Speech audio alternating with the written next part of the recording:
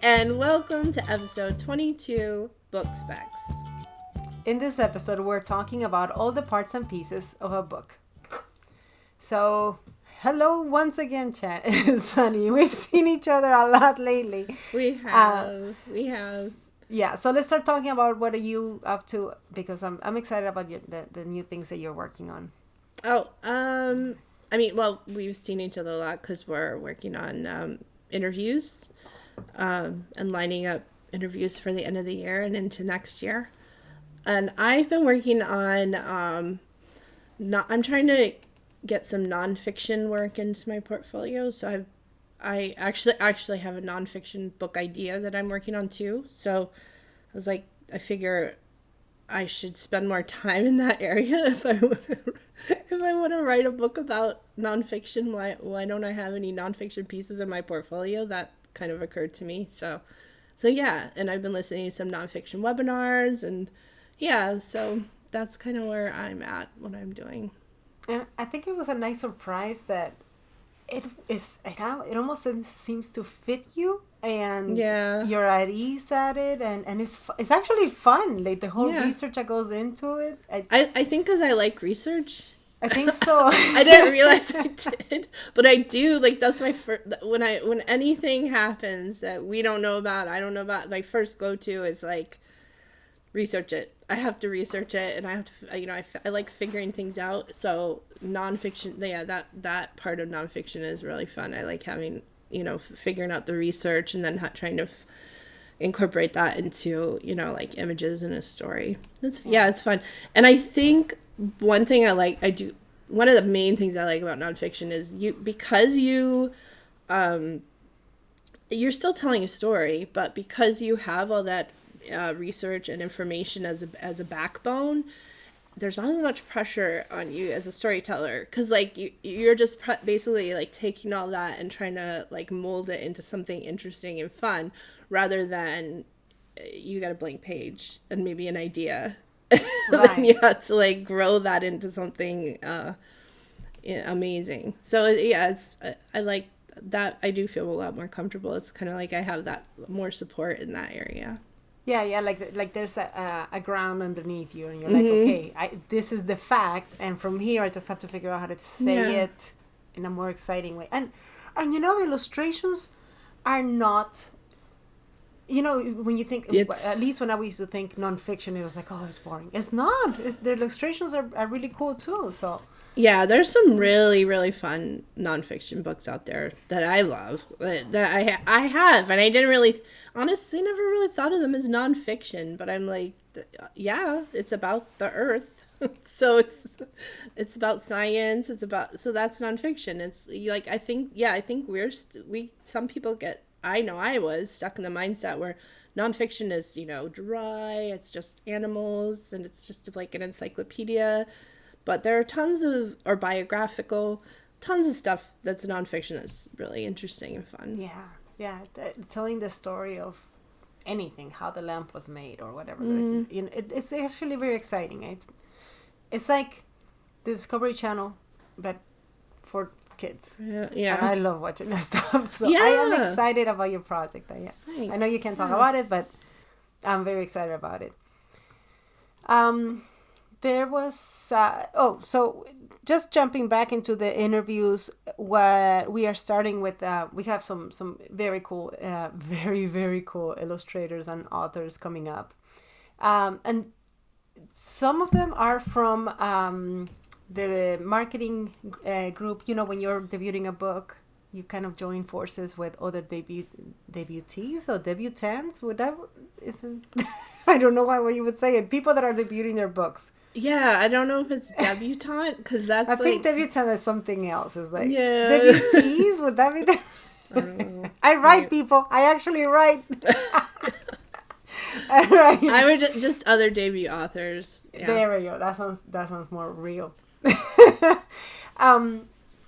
So we join forces. I'm part of the Picture Book Jam 2023.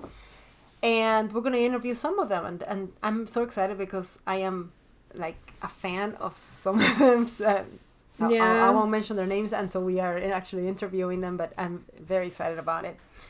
It's gonna be hard not to fangirl It out. is, and you were fanning over one of them. We're like, oh my Yeah. gosh, are you kidding me? We're gonna talk to so and Yeah. so. I'm like, yes, we are. So It's cool. cool. Um, so that on the same idea of marketing, and like I said, I am learning about marketing, and you guys are gonna learn along with us. I went looking for bookstores, bookshops around my area, and there isn't a lot down here. I'm gonna have to travel if I'm gonna do any book signings or things like that. But it was kind of cool, like to actually go back to a physical bookstore and look at all their stuff, and I just miss that so much. I really do miss it. Um, Yeah. what else? I'm keep looking at my list because I had a ton of things. Oh, so I'm going on submission again. So I think I'm done for this year writing and editing. And I'm gonna like concentrate more into drawing because I've missed just drawing. And For I fun. noticed, yeah, everything I was doing was either for the book, and I still have a ton to do for marketing. So I'm still gonna have to keep drawing, the same characters, the same things. Mm-hmm. But I'm kind of participating on Drawloween, and I am having a lot of fun with it. Like, but the way I took it was, okay, I'm gonna do whatever I can when I can. I'm not worried about if I get there on time on the days and whatever. And I took the prompt and I did something with it. I'm like, how can I make a portfolio piece that is inspired by this? It doesn't have to stick so close to it. It was just an idea just to get started.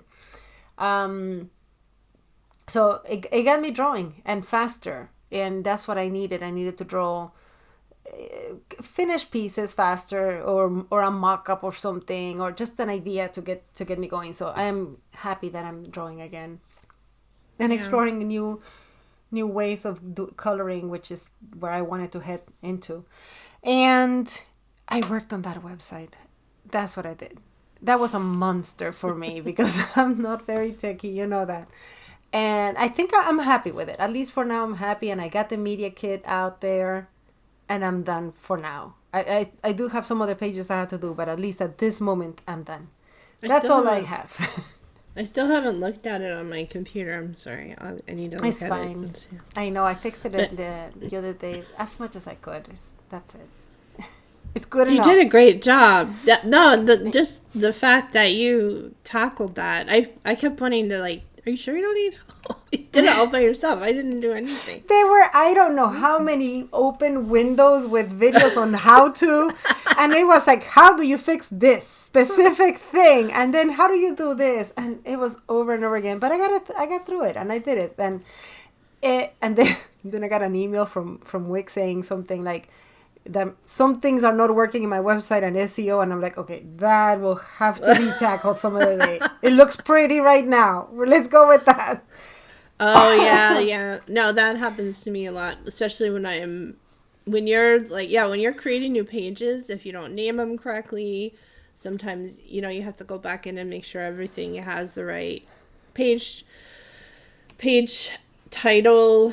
And then and then you can choose your SEO words, because it'll just say like new page unless you tell it. Unless you name there it. might be some of those. So you probably have a lot of new pages. Probably. So we'll see. I named what I could find, but obviously there's some issues there. So I'll tackle those next. It's like, that's next week's problem. It's fine. No one's knocking on my door trying to find my website right now. We're good. Well, it's working, so I think it's fine. It's working, and if you're going to my website because you're already looking for my name right now, so it's fine. It's good for now. Yeah. All right, let's get into this episode. Yeah. So trim size is what we're going to tackle first. Try to keep this not too dry and boring. Yeah. Maybe this is definitely not my episode. I'm like, when do we draw? Are we writing? Oh, we're just talking specs. Got it. Sorry. And I'm not, this sounds like a really boring topic, but when you work in self-publishing, it is something you have to know. It's something you have to know something about. And also when you're drawing a book, you do need to know how a book is assembled, because if you don't know when you're drawing it, you'll miss You may miss things or miss opportunity. You may miss opportunities, but your publisher will tell you all this information, and they'll hold your hand through the process. So let's talk about what the word trim size means. When you hear trim size, what are they're saying? You want to oopsie, I moved it, didn't I? It sure did. All right, there, not moved anymore. The trim size is where the printer will cut the page. So when people talk about what is your book's trim size, and it's also where they'll cut the size they cut the cover to. But when people talk about trim size, usually you'll say the book is going to be like 10 by 10 or 8.5 by 8.5 or 8 by 10, or the trim size is the measurements around the page where the printer will cut it to that size. But it is not like 2 pages side by side. It's not, you know what I mean? It's like when you're holding the book, that's what it measures. The page measures. When they hold the book closed. Yeah, closed, yeah. And that's why you need to know that, so then you can add bleed to that when you're drawing. And I'll go into what bleed is. So bleed is that extra past the trim, past the thing that is going to be cut. You have to add a little bit more, because when they cut the paper, if you haven't gone further than the trim line, then you might get like a white line right there because your illustration didn't go through. So it's just extra illustration. So obviously you would not put anything important in this area. Just expand the background or whatever it is that is at the edge. Just keep going for past the trim line. And it's very small, like it's 0.125. So you just ask what the bleed is, and you're adding that around your edges of your page. So even better, not on the inside, but I don't know, because some places ask for it on the inside. I think that the one on the inside, what they're asking is, don't put anything important here by the gutter. And the edges of the page, nothing important. Yeah. But when in doubt, or even not, if it's not in doubt, ask for a template. If that's the easiest way not to mess up. Ask them to give you a template. Yeah. And then if the template you get isn't clear, still ask. Yes. Because some of them will actually say trim, bleed, and the different colors. Others will just be lines. And you're like, well, hold on, because you have like 4 lines here. What do you want me to do with these? Yeah. A lot of the ones I get are like just lines. Yeah. You're like, wait, what? I don't know which one. Don't worry about looking like, if you don't know, just say I'm just double checking here, because I'm not really sure. All right, we're going to go into the next section, which is end papers. Oh boy, this is where we have been going back and forth because of the way the names are. We finally brought it down to, it is going to be easy to understand. Forget sometimes the self-ending and separate ending. Ending. I don't know if we cover that. Oh no, we did cover that here. So we're gonna get into we'll talk about that while we're talking about this. Yeah, so, and just so you know, in the camera, we're gonna be holding books up. So if you want to look on camera, you can see. And you'll never see the bleed on a book because that's the part that's cut off. So we can't really show that on. I mean, we could have showed it, I guess, if we shared our iPads. No, but there's no need for that. I think we covered it. All right. End papers. Yeah. So end papers. You can show end papers on the video. Sunny will talk about them. I'll be Vanna White. Okay. Yeah. You just show. So it's the pages. It's either a pattern or a color paper at the end of the book. It's the part that's glued down to the cover of the book. So it's the part that attaches the interior pages to the story. Sometimes it's just plain colored sheets, and sometimes it's printed or there's an illustration on the paper. What Olga and I were trying to figure out, because the information online, I know what I've worked with, but my experience in publishing is with multiple different kinds of printers. So I don't know the exact terminology for everything, so I'm pretty that's where I get confused, because I'm like, I just do what people tell me, and then a book is created. So, like, through the magic of television. A book is created. I still struggle with, I mean, I think we've got it figured out. So so sometimes your end papers will be a different quality paper than the actual story pages. Do you have one of those? If they are a different, then that's separate quality ended. of paper, which is okay. So this one, the papers inside are kind of They're soft, glossy, shiny, and this is a cardstock. It's like a matte. Definitely a different kind of paper. It feels different. Yeah. It's also glued separate. Like you wanted to cover that. You can see where they're glued together on the inside of the paper. The papers are glued together. Yeah, just a tiny bit. So that's separate ended, because the end papers are separate from the interior pages now, of the book. This is where we were going back and forth. They are usually not illustrated. Usually, because when I pick up every single book that I have seen, they are usually not illustrated. But now we have seen some that are actually illustrated. Well, because they're from self-publishing. So that's where things get a little... There's the same... Because all the books you have are bought from a bookstore, and they're through traditional large publishers and printers. Yes. But the books I've created... This book was printed through a publisher in China, which is Offset Printer, and they did a small print run. And the end pages are cardstock; they're thicker, and there's a what pattern. Is that pattern? It's a hairbrush. Oh, it's a hairbrush. It's a hairbrush, because the book is about her hair. Oh yeah, that one. Okay. But you can see where they're glued together. And then the interior pages are glossy, they're shiny, and they're a different material. So these are separate. The end pages were separate from the book pages. And from your book count. Yes, so they're not included in the page count. So that's also what's important when you're planning out your page count. Does it have separate end pages, or are they part of the book? Which would be called self-ended if they're part of the book. That's mainly so this would be self-ended. These are, oh look, I just noticed a fox. Oh, that's pretty. Oh, I just noticed there's a okay, in the clouds. So I'm holding the clouds. John Sanford's see, we're doing it again. Book. We're not describing. We're just talking because we're forgetting that we're on a podcast. Here, Oak Leaf by John Sanford. As I picked it up and I saw it on camera, I'm like, wait, there's a fox there. Wait, there's in the clouds. In the clouds. And in the clouds, you see animals. It's funny that when I saw it like this, I didn't see them.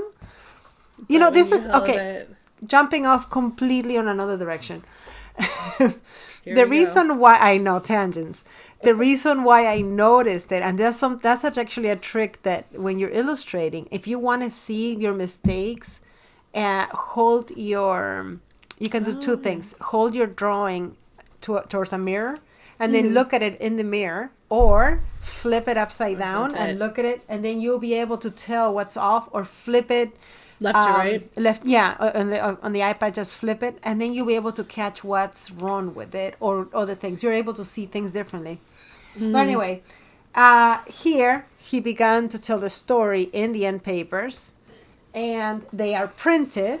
Now, I just saw the tree on the bottom. That's so cool. Me too. Oh, I love that. And when they are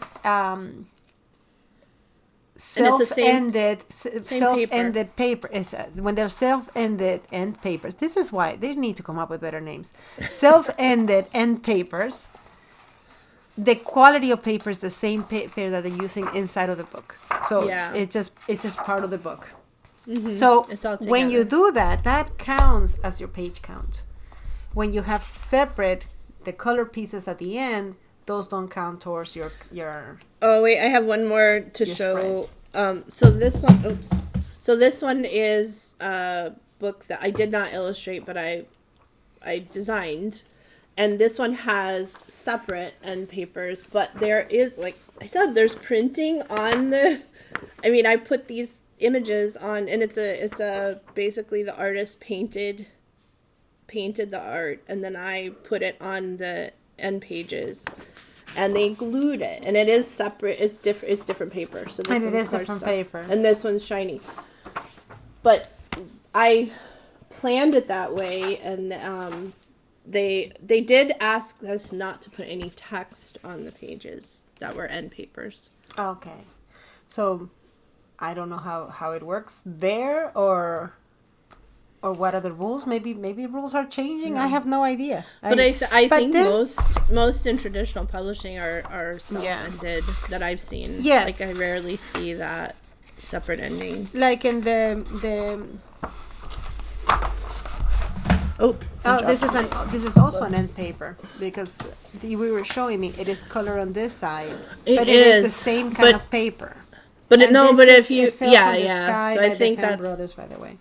Yeah, go to the back of the book. So in the back, it does look like colored paper, like it's a separate end page, but it's not. But it's all printed on one side, and it's the same paper throughout. And it's the same quality paper. So this is an end paper of. I wonder if it has to do with like pricing, because those self-ended books have really nice thick matte paper throughout the whole book, and it's really nice. I am. If I had a choice, I would always choose to use the end papers, because I can draw on them. Yeah, and it's printed on. Yeah, it's printed. You get printing throughout the book. And I don't know, as a kid, when you open it and you have all of this stuff in the front, it just makes it more exciting. I like end papers. Yeah, I like one thing I need end papers. So I wanted to cover this really quick before. I don't know if we talked about covering this later. But when you're self-publishing and you're working through, you're printing a hardcover book through a company like Ingram, Spark, or I don't know if this happens in other small printers like that. I mean, other self-publishing printers, print-on-demand printers. That's what I'm looking for. They add their own, they add their own white. So these would be separate-ended, because they have a white pages that they add that are thick cardstock to the front and the back, and you do not count those in your page count, and they add that themselves. So whatever files you send them, they are going to add those pages, and you're not allowed to print on them. However, I have seen options where you can choose to print on it, but it costs a lot more. And in self-publishing, you're doing one book at a time, and that's another thing, like pricing. Like your price will go up if you choose a lot of their extra selections, like book jacket, printing on the end pages, or colored end pages. It costs more, and it's not worth it. Yeah, for an author, if they have to price their book at like $30 a book just so they can add all these add all these amenities. Where that's why a lot of people who want those things will print overseas through offset printer. Okay, so the pages, the 32 page count, everybody says, 32 page. When I was starting to look at this stuff, and when I think about a page, I think una página, which is a sheet of paper. Mm-hmm. And later on, and I understood a page, when we're talking about pages, we're talking about the face of a page, of a sheet of paper. Yeah. The face in the front and the face in the back. Those are two actually pages. Has two sides. Yeah. Right. A page has two sides. So not just one. The whole page count thing used to confuse me a ton because of that. Now I understand. It's like each face. So if you had a sheet of paper and you were to fold that in half, you have 4 pages in there, which I was like, no, you have 1 page that is folded in half. You still have 1 page. Now I got it. You each face of the is a page when we're doing page counts. So let's go into page counts. In traditional, you have 32 or 40 because they're in signatures of 8. So that means signatures of 8. They take 8 pieces of paper and they fold them in half. So you end up with 16 faces, 16 pages. Mm-hmm. And that's a signature is the gathering of the books. That's called a signature. And then they take those signatures and they kind of put them together in the book. Yeah. And you can see them if you have a book that you like. If you look at the inside, the side there, you'll see them that they're gathered. Let me see how close I can get to the camera. You see that? Does it come Oh, up? I can. It looks a little blurry, but I see it. Yeah. All right. They're like yeah, it's folded sheets of paper. Now, in self-publishing is a little bit different. I never looked at like the binding. It's glued. This one's glued. Well, but yeah, they don't have the 8. You don't have to do the counts of 8. No, you were saying it's like 24 multiples of 4 minus 1. So you want to explain that? Explain that mess. Yeah, there's this crazy.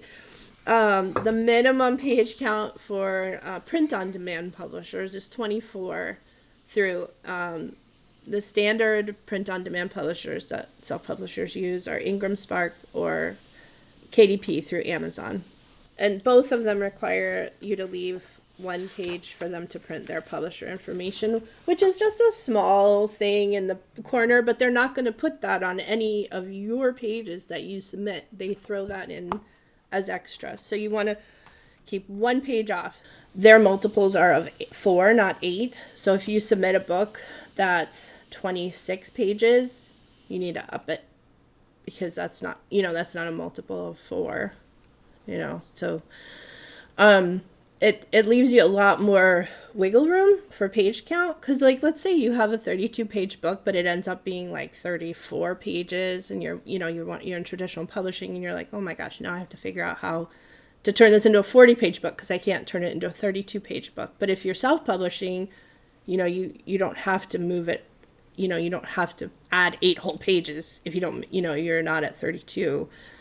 You can just add 2 more pages. So if in self-publishing, if you're submitting a book that is 24 pages, your book, everything that's illustrated and has text is 24 total.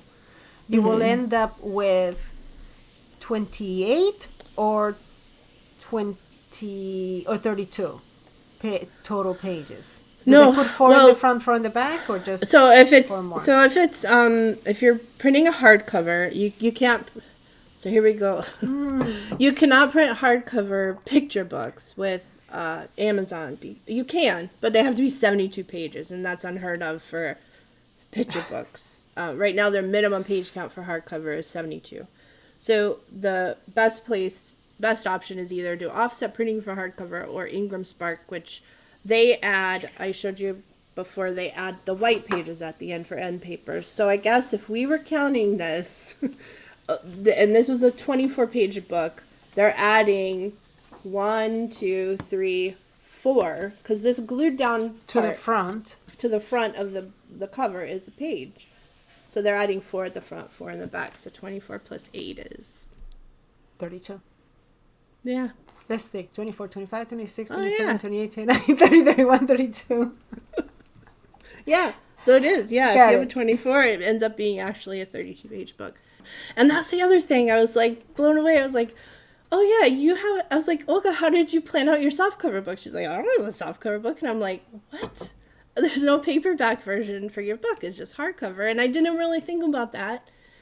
It makes sense because they probably make a lot more money on hardcovers than they do on paperback books. You really don't see a lot of paperback books in picture books. Unless it's one of those books that have been around and they come in different formats, and they're like, oh, now let's make a baby book about that, and now let me make a board book, Right, and libraries don't carry paperback because it's that would they need that spine so disaster. That you can see. Oh my gosh, do you imagine filing those books? You have to pick each one of them. No, they need the spine so you can put. They do have some paperback, but it's like, but yeah, they're usually in bins because like chapter books are usually. Yeah. Plus, they get destroyed really easily. But they would get destroyed, yeah. But in self-publishing, authors often want a paperback because it's a cheaper print. It's cheaper to print paperback, so it's easier for them to carry that, mail it, sell it. I was gonna say too. Take all those to a fair or something. It's a lot lighter, and shipping is a lot lighter, and printing is cheaper for paperback than a hardcover. So I deal with I have to think in paperback and softcover and ebook. Like I plan all of those out. So yeah, you didn't have to plan out your ebook. Yeah. It's so Even well, most I'm sure you'll have an ebook, self-publishing, if you do it through like Amazon, they go ahead and ship it. But I remember when I was shipping self-published books, yeah, you just put them in a manila envelope. You don't need it. You don't need it to protect the hardcover or the spine of the book by putting it in a packaging that would be more expensive. So before we continue to the next part, I learned something out of this episode. So either go into traditional and let them give you the and let them give you the specs and you just draw within the borders that they're giving you, or go hire someone who knows what the heck they're talking about in graphic design for self-publishing. Because oh my gosh, like I remember, like I said, I used to do this way sooner than before it changed to KDP. It's probably much easier now. And it probably much easier because can you imagine me trying to figure out how to put those files in there? No. And I did it, but oh my goodness, I was ready to quit many times back then. And this was before it turned into KDP. So now you know how long ago. Yeah. Right. It's a lot. It's a lot to. Yeah, a lot of people that go into self-publishing don't realize what they're taking on until they get in the middle of it, and then they have to upload their files. Because really. Yes, technically you can do it yourself, but you're going to be you're gonna get the Tylenol next to you because you're gonna have some headaches. Yeah, and some Tums. You need for your tummy. Yeah, because you're probably gonna get an ulcer. It's a lot, and even though I've done it many times now, I have a lot of experience. Even now, things happen where I'm like, But just us talking about it, we were like, wait, what? Wait. Yeah, there's so many many Where did this ways. go? How many spreads do we have? Like, and unless you see it, that's why I'm like, I just keep it in my iPad or wherever I'm working, and I already know, like, okay, this is how I draw, and I just go from there.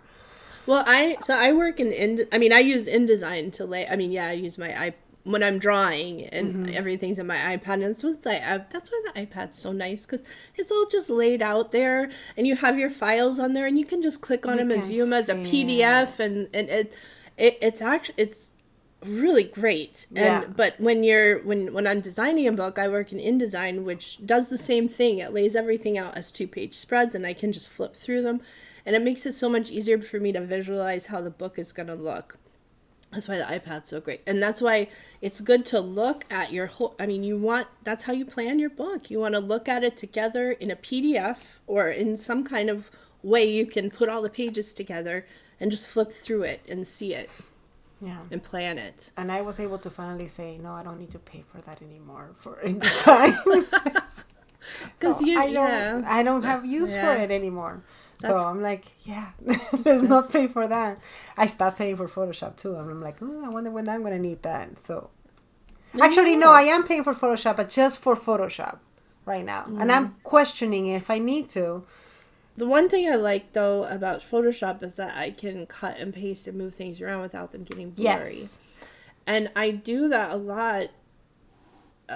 Sorry, my cats are fighting. You do that a lot in your in designing, but also I notice with I keep transferring my files for like nonfiction because I'm moving things around the page, and I don't want to have to do that on my iPad where they'll get they'll get degraded. Oh yeah. Somebody told me, like, have you had a problem with that on Procreate? Still, someone told me that was fixed. And I was like, I don't haven't think so. had the problem. Okay, so when I cut and move it, I do.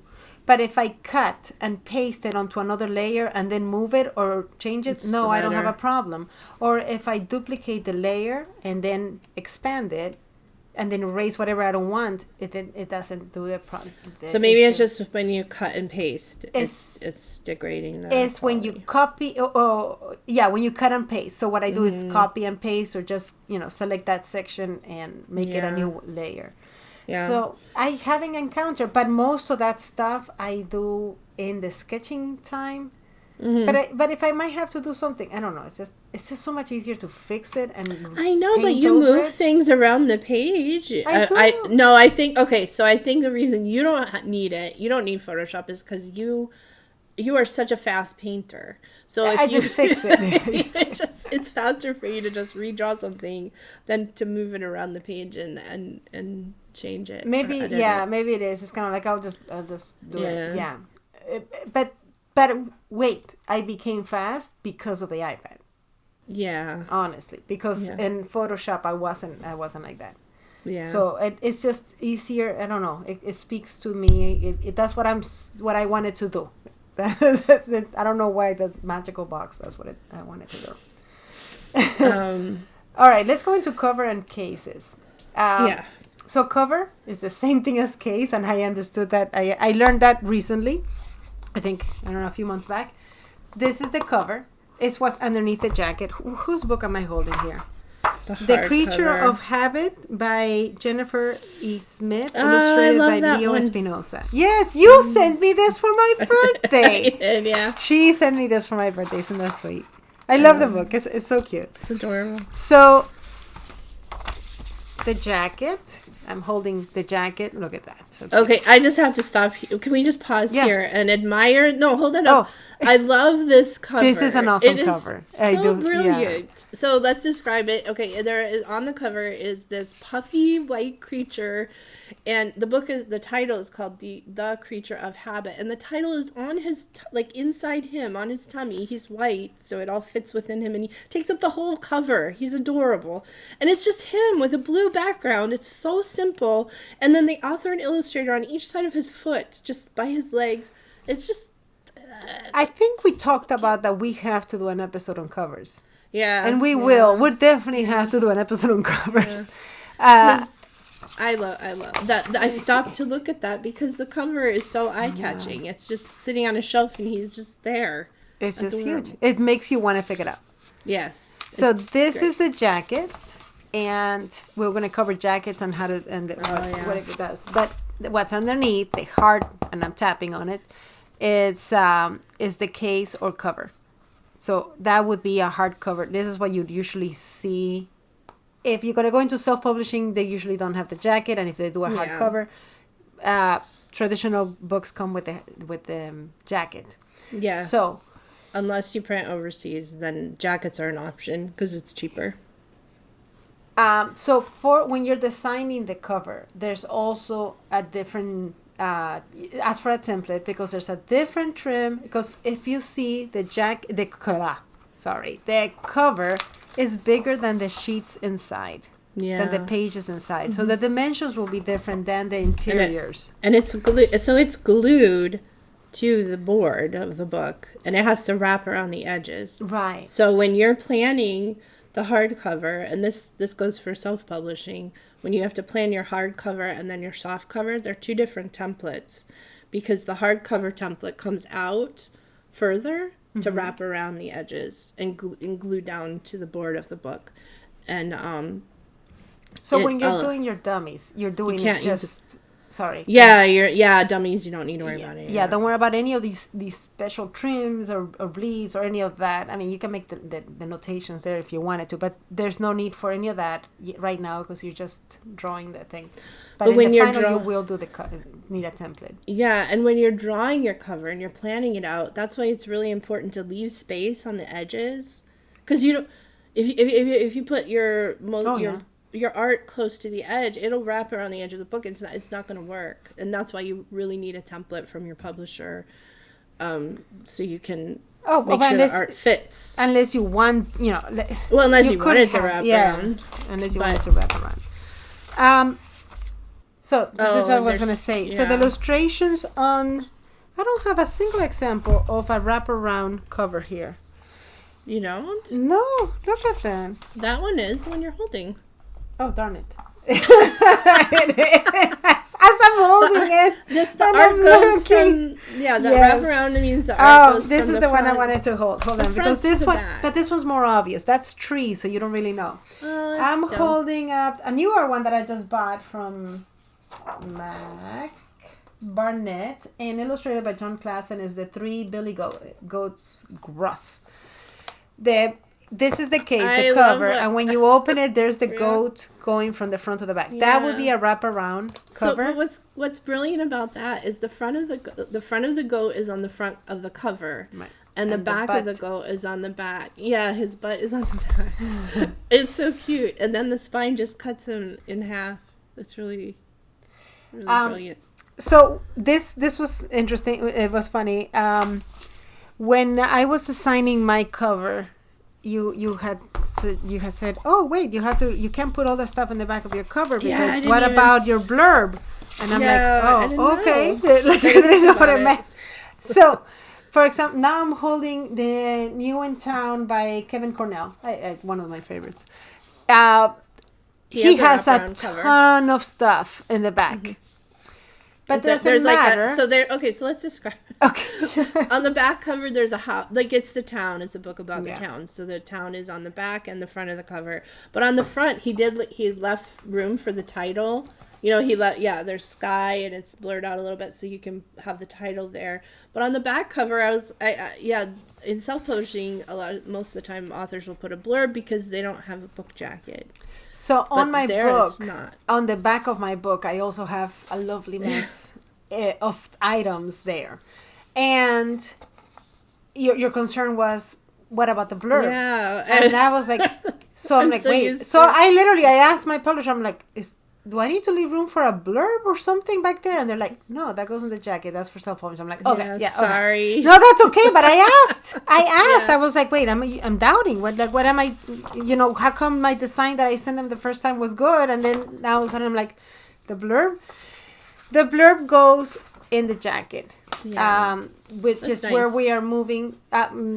Actually, before we move to the jacket, Well, let me cover self-publishing. This is a Yeah. mess of an episode. Lovely Sorry. people. Sorry. Sorry. Hang in So there. in self-publishing, you have to leave room for the ISBN barcode on the back cover, because depending on the publisher you're using, the printer you're using, the barcode for some printers needs to be in a certain spot. It has to be a certain size.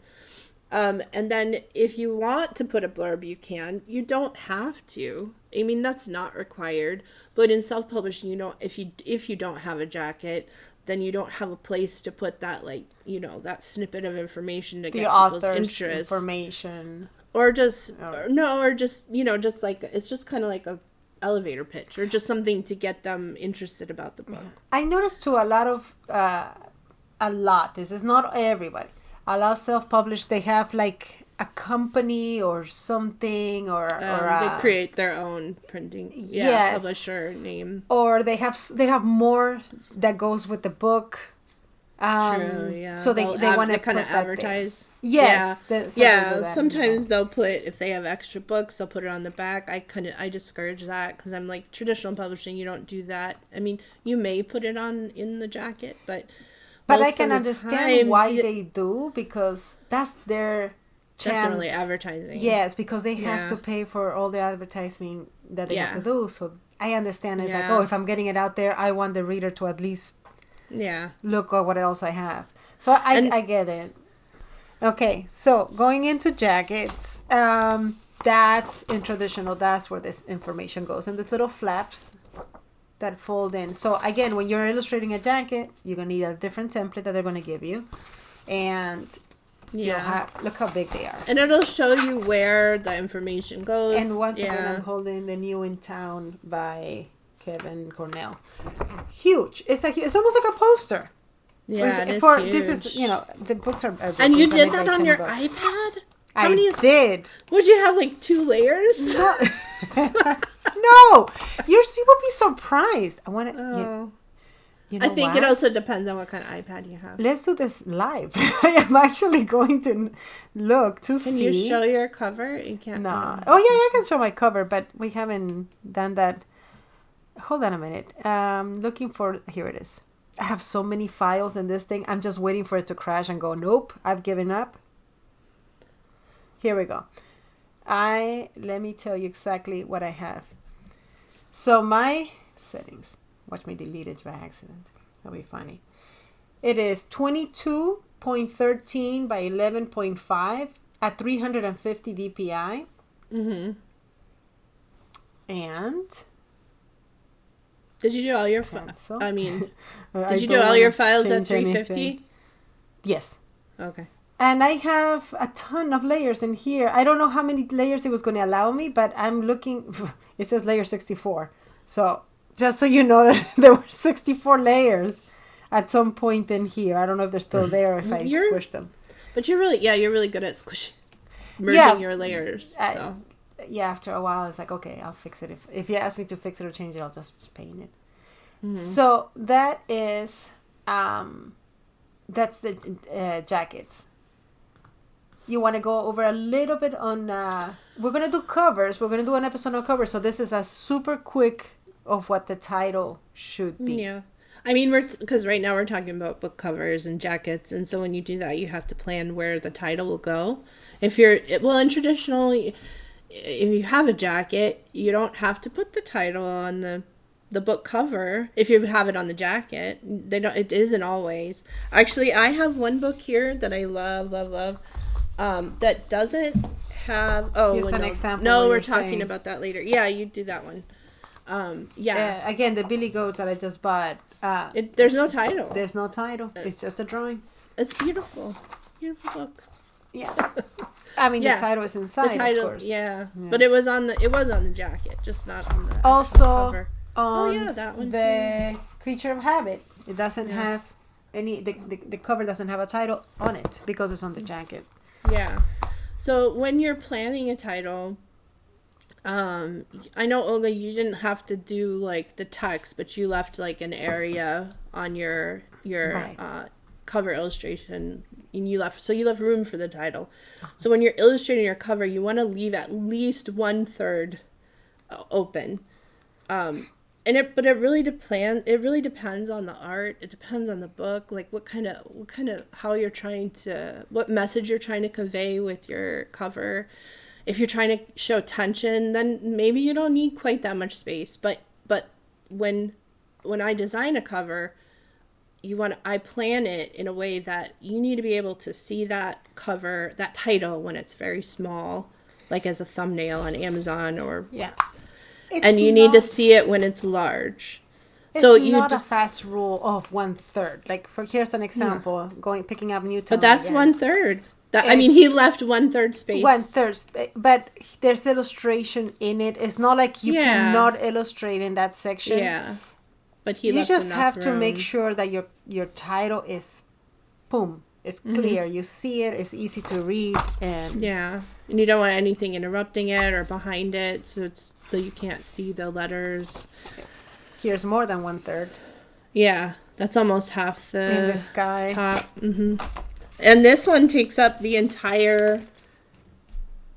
This one that takes the entire thing. Takes up the entire cover. This is not 1/3 here. This is about 1/4. Yeah. But it's white and it stands, like against the background. So Olga's holding up Oak Leaf. Oh, that's right. Oak Leaf. No, but the reason that works is because the illustration on the cover is an oak leaf, and it's orange and yellow, and it takes up the entire cover. Like, it's huge. And for me, I would see that leaf and I would know exactly what that book's about. It's almost like the title's not necessary on that cover. Because the title says Oak Leaf. Yeah. And that's what it is. But so from far away you see it. I kind of wish that the title was a different color than white. Because it's hard to see. I can't see that at all. I would have gone darker. Even dark brown. I think maybe on this one the aim was just to see the leaf. Yeah, I think they didn't want to interrupt the art. Yeah. And that's the challenge with covers. You want it to be a quick read. I'm talking about with the art and the text, but people look at these for like a second.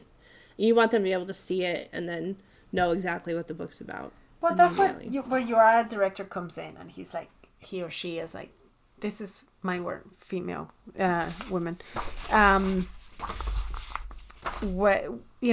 What's the feel of the book? What are you going for? So that's the decision they made in that book. Yeah. All right, spine. We did talk about the spine, but all we want to cover here is the information that's going to go in the spine. Here, let's get this one's nice and easy to read. It fell off from the sky by the Fan Brothers. Mm-hmm. All that's going to go in the spine is the title. This is the top. On the top is the name of the author. Sometimes author and illustrator. Sometimes just but it's sorry. Here's just the author's name. No, it's author illustrator usually. Usually, okay. Yeah, because that one is just by the Fan Brothers, so it doesn't. They did the art and the text. Then the title in the middle. Yeah. And on the bottom is the publisher. Yeah. And that's the spine. Yeah, because books that have an author and illustrator, like this one, Bear Came Along, it has the name of the author and the illustrator. And sometimes in self-publishing, the author may not have room to put the illustrator's name on the spine because it's a short book, so they may only be able to put the author name. And sometimes also you can just put the last names of the author illustrator. It doesn't have to be their full name. Here's another example. See, this is why the 1/3 doesn't go. Look at this. Yes. This is it's not always 1, 2, 3, 4, I know. 5. This is 1/6. And it's book about looking at this huge bear. The book is called I'm Sticking With You, and it has a giant bear on the cover, and the title is at the very top, like crowded to the edge. Like that goes against everything in my that we see. I'm Sticking With You by I'm sorry, but I'm not gonna be able to pronounce the name. Smriti Smriti. Mm-hmm. Prasadam Halls. We'll leave their name in the... Yes, I'm sorry if I butcher your name. It's Prasadam / Halls. Illustrated by Steve Mull. But it's so cute. Look at that huge bear. Is there a child That's by the same publisher that my book. They sent me a beautiful... Is there a child? Little squirrel. No, what's on the back of the bear? Is it a backpack? Oh, okay. See, I can see that. So this is when I signed with this publisher, they sent me a little care package with different books. So cool. It was very really sweet, cool. really really sweet. So bylines would be the name of the creators right on the book. That's why I was picking up this book. Yeah. Boom boom, simple. Yeah. So on Bear Came Along, no bylines. There's no author, no illustrator. However, both the author and illustrator. I never said that. Richard T. Morris and Leon Pham are the author and illustrator. They're on the spine, but they're not on the cover. They're not on the jacket. But they're also really well known. So I don't think they need. I think it's fine without it. They didn't leave room for them. It would have looked kind of weird to have them. It would have crowded the bear. Yeah, it's a great cover. I love this book. And I love the whole all of it. Everything about that book. All of it. Okay, but that's. Yeah, so, but there's no standard where you need to put the author and illustrator name. So in traditional publishing, your book, your designer will plan all that out. But in self-publishing, a lot of times that falls to the illustrator. They have to figure out when they're doing the cover, they may have to put on the author and illustrator name. And the one thing you want to consider, wherever you place them, it can unbalance the cover. It can look very, you want to make sure that wherever they're placed on the cover, it's not interfering with the art. You can read it, and it doesn't make the cover look too crowded. Some things you can do, and I think I don't know if this is a question. We finished. We're at the questions. But you don't, when you're doing the bylines, you don't always have to put written by and then the author's name and illustrated by and the illustrator's name. I prefer to just put the names because on the title page, they'll know who the author and illustrator is. You can put that there. You don't have to put that on the cover if you want to save You don't have to, but they do. Like, for example, this one actually says illustrated by. Some do, but it doesn't say written by. That doesn't say written by. No. This one just says by, and that's obviously... Yeah, it's your choice. This one, the Creature of Habit, says by, and then illustrated by. And it really, I think, has to do with the design, too. Like, written by may have, So, from this episode, if you learn anything, is that there are all these rules, and you can follow all of them or none of them, and do whatever you want. Just, Yeah. That's what in the world? You can't. It's book by book. I think a lot of it has to be. So that was a mess of an episode. We did that because and we have some questions from listeners that we're gonna. Oh, that was one of the questions. Answer. Yeah, but the reason why is because we did the one about book dummies before, and this is kind of like a continuation of the last episode. On our next episode, we're going to talk about something completely different. So, questions for listeners that we have. You already answered the first one, which was does I need to say written by or illustrated by, and you said not always, and not always, and never. So that was the answer. Yeah. The next question was gutter. Where, what was it? What is a gutter? What is a gutter? Okay. Yeah, I've been asked that several times. What is a gutter? The middle of the book, not the middle of the book, the middle of the pages where they meet right here. And when you're illustrating, that book you just held up, Olga, had a 2-page spread. It had a spread, so I did open it. The art extended past across both pages, and the gutter fell in the middle of the art. So when you're planning that, oh gosh, yeah, that really falls. This is falling apart. Of the art. So there's a bear. I'm holding again the bear. I'm sticking with in you. In a taxi. Taxi cab. And the gutter is falling right in the middle of the cab almost. So if they would have moved the bear over by half an inch, his nose would have been in the gutter and would disappear, and it would not look right. So that's the gutter. This is the gutter, and you got to be careful not to put anything important right in there, because it's kind of like it eats up a bit of the page. Yeah, when you're opening the book. All right. The next question is, what is front and back matter? All right. That's all the information. You want to take this one or do it? Yeah. In traditional publishing, you do have a copyright page and you have a title page. Those are pretty standard. But and the title page always, the author bio in the title page always goes in the front of the book somewhere. It can be a half page, but there are no like you can combine a title page and a copyright page if you need to, like if you need to save page space.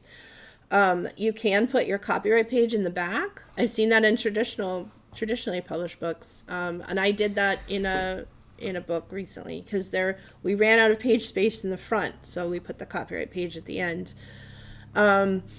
You can have an author bio page, but you don't have to. In traditional publishing, you usually have the author bio on the book jacket, not as a page. And an illustrator bio. Sometimes they have an illustrator bio. Yeah. And so without a jacket, you have to squeeze all the information, the informational matter on the cover.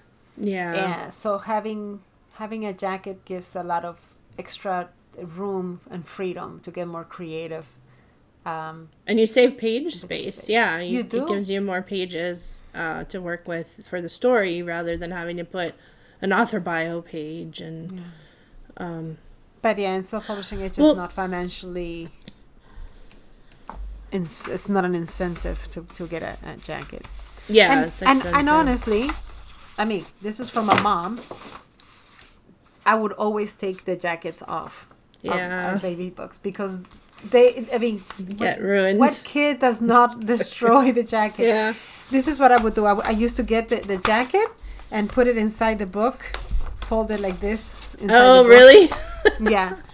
I would put it like this because it was pretty, but I was like, no, they're going to destroy it as soon as they see it. Yeah, or they just fall off the book. Would go ahead and use it. If it was a really cool jacket that they liked, I would use it as a poster, like in the room or something that they like. Yeah, that's cool. Oh, one thing we forgot with front and back matter, the dedication page. Did you have a dedication? Yeah, mine is in the front. Okay. Yeah. Mine is dedicated to... if I can say it, for my husband and my kids in this one. Of course. What about Bongo? No, he didn't. He got a picture on it. He's in the back. I guess he's okay. He has a whole book. So you'll probably have a title page, copyright page, and a dedication page in the front, and then usually the author bio goes in the back. This for self-publishing, and then. But a lot of times, especially for nonfiction, you may have a foreword, you may have more information in the back questions, research, or, you know, like informational pages. Like sometimes there's a lot of back matter in your book. It just depends. I also got to, and I'm still thinking, I also got to put some little Easter eggs in the book. We'll see when if the kids find them. That's cool. You know, little things that are like personal. Well, that's the fun part about illustrating. You get to hide them. That you get to, if you're illustrating your own thing, that you get to put like, you know, the calendar, let's put this date on the calendar, or let's put these, you know, little things there. All right. I think we're done. I think so. We have we're still in Halloween when we drop this. I don't know, Sunny, when is this one dropping? Yeah, it'll still be in October. So okay. we have a drawing challenge going on. If anyone wants to enter and draw our light bulb in a Halloween costume. Yes, I know there's a lot of drawing challenges out there, so it's not gonna. But we got But it's just a one-off. It's just one drawing. Just do a sketch.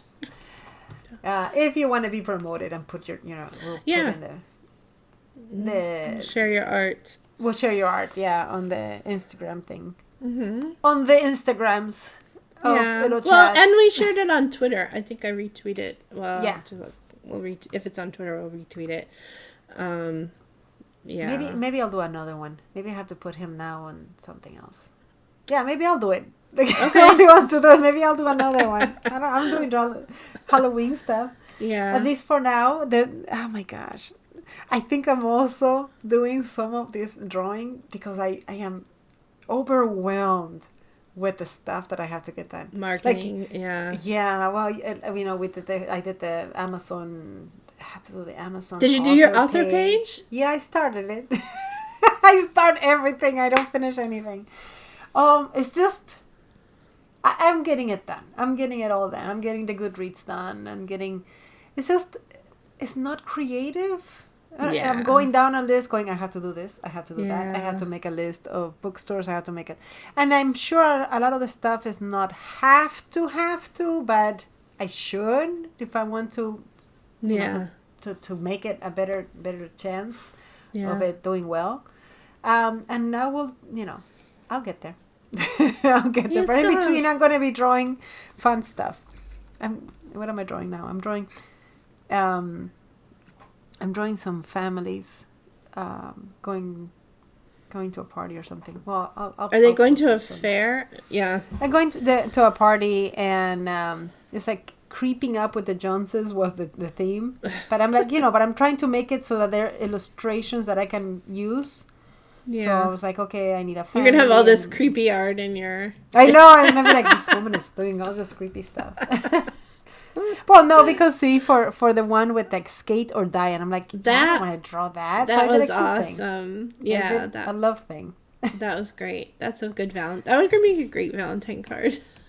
Yeah, and I gotta design some logo. I gotta design some stickers for. Did I show the stickers last time? Why are we going over? I don't know. I'm all excited and talking. Look. I don't know if I showed this last time, but I'm making stickers, and I'm thinking of making more stickers in different designs. All right. Oh, so Olga just held up a dog's bongo sticker. He's adorable. He's sitting down and wagging his tail. Really cute. All right. We'll catch you up next time then. Yeah. So I think subscribe to the newsletter. Leave us a review. Share the podcast. We'll share the books we'll share those in our show notes, the books we shared and the authors and illustrators, so you can check them out online. And I think that's it. Yeah. That's it. Let's go on. Thanks for watching. We really appreciate it. If you'd like to see more of our videos, subscribe to our channel and hit the little notification bell so you can hear when we release new videos. And we really appreciate it if you would like this video so that other people can see it and share it with others. If for anyone that's like on their illustration journey or learning about illustration and is interested in children's books. And I think that's it. Thanks. Bye. Bye-bye.